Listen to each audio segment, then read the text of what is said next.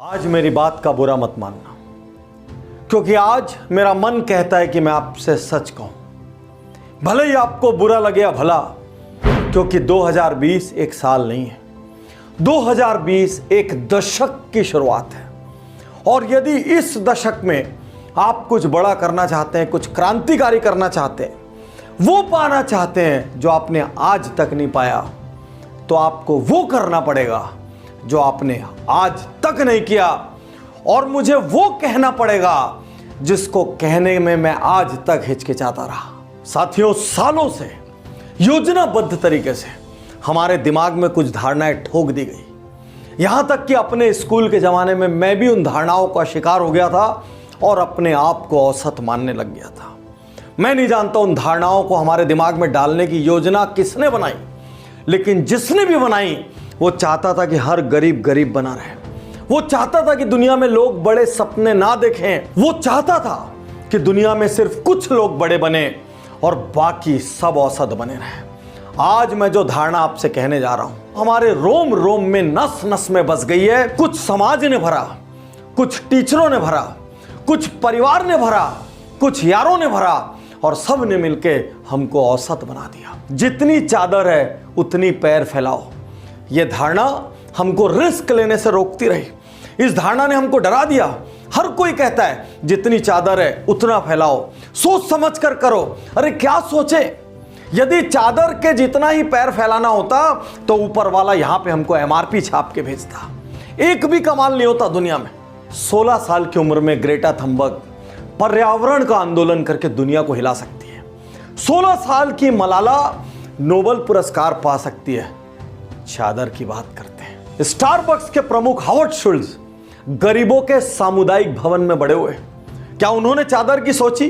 Forever 21 800 से ज्यादा स्टोरों की श्रृंखला, उसके मालिक डो वैन चैंग एक दिन में 3 काम करते थे। एक बिल्डिंग की चौकीदारी करते थे, एक गैस स्टेशन में अटेंडेंट का काम करते थे, और बचे हुए समय में एक कॉफी हाउस में वेटर का काम करते थे। उन्होंने 800 स्टोर खड़े किए। क्या उन्होंने चादर की सोची? रेबन और ओकली, जिसके हम चश्मे लगाते हैं, उसके फाउंडर लियोनार्डो डेल वेशियो एक गरीब घर में पैदा हुए थे और अनाथ की तरह उन्होंने जिंदगी बसर की। 23 साल की उम्र में पहरी मोल्डिंग की दुकान खोली। क्या उन्होंने चादर की सोची? भारत के ओलंपिक मेडलिस्ट सुशील कुमार एक बस कंडक्टर के घर गरीबी में पैदा हुए थे और उनकी कुश्ती की प्रैक्टिस के लिए बाकी लोगों को करियर की कुर्बानी देनी पड़ी।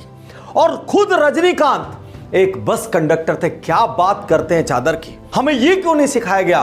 बड़े सपने लो, रिस्क लो, आगे बढ़ो।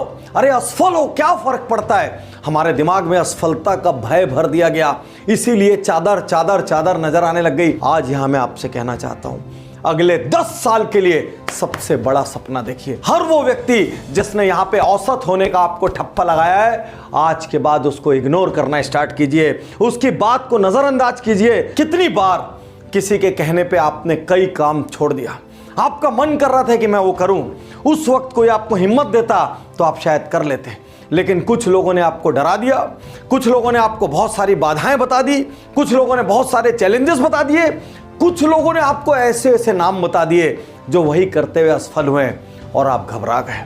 मैं आज आपसे कहना चाहता हूं, सलाह लेना बंद करो, और सलाह लेना भी है ना तो उनसे लो जिनकी मानसिक औकात हो सलाह देने की, जिन्होंने उपलब्धियां हासिल की हो, जिन्होंने पसीना बहाया हो, जिन्होंने रक्त बहाया हो। ऐसे लोगों से जिन्होंने संघर्ष किए हो, उनसे सलाह लो। औसत आदमी से सलाह लेके अपने बड़े सपनों का मर्डर मत करो। यदि इस दशक में कुछ बड़ा करना है तो यहां ठान लो कि मैं जब भी सुनूंगा किसी अचीवर की सुनूंगा, या उसकी सुनूंगा जिसने जान लगा के ट्राई किया हो। यदि मेरे आसपास ऐसा कोई नहीं होगा, मैं दूर जाके सुनूंगा। यदि तब भी मुझे कोई ना मिले तो मैं ऐसे लोगों को पुस्तकों में पढ़ूंगा। कोई ना मिले, वीडियो में मेरे साथ पूरा पूरा दिन बिता देना, लेकिन इस दशक को औसत लोगों से सलाह मशवरा करके खत्म मत करना। जिनको मेरी बातें बुरी लगी, मैं आपसे माफी चाहता हूं। मेरा इरादा नहीं है आपका दिल दुखाने का, लेकिन मैं जानता हूं बड़े से बड़ा बारूद का ट्रक भी अपने आप फूटने की औकात नहीं रखता।